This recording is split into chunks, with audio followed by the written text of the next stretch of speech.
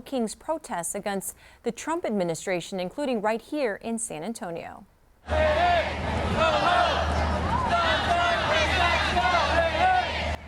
Thousands of protesters gathered at Travis Park. They spoke out against the administration's policies, including mass deportations.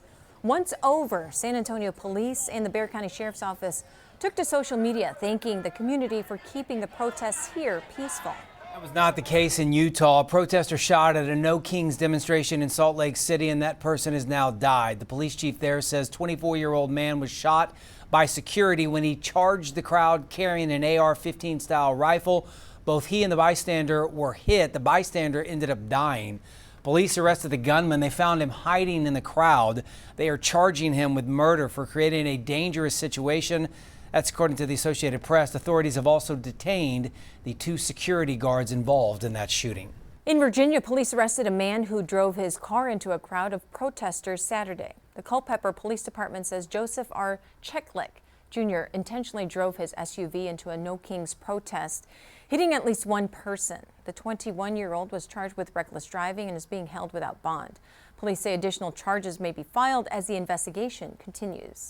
No one should fear coming to a demonstration, peaceful and lawful demonstration.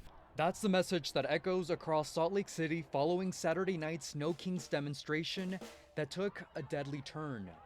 It was chaotic. Arthur Falasa Alu's life was cut short during what was supposed to be a peaceful protest. What happened last night was sudden and alarming and not representative of our values here in Salt Lake City. According to a GoFundMe, Alu was a proud Samoan, deeply connected to his culture and community. Alu was a fashion designer, but more than anything, a husband and father. Our preliminary investigation shows that our victim was not the intended target, but rather an innocent bystander participating in the demonstration. On Saturday night, officers heard gunfire around 8 p.m. When they arrived, they found Alu with a gunshot wound, and he later died at the hospital. At the time of his arrest, officers also recovered an AR-15 style rifle, a gas mask, and a backpack. Salt Lake Police Chief Brian Redd said a peacekeeper opened fire on a suspect, Arturo Gamboa, that was seen with an AR-style rifle who had ran into the crowd.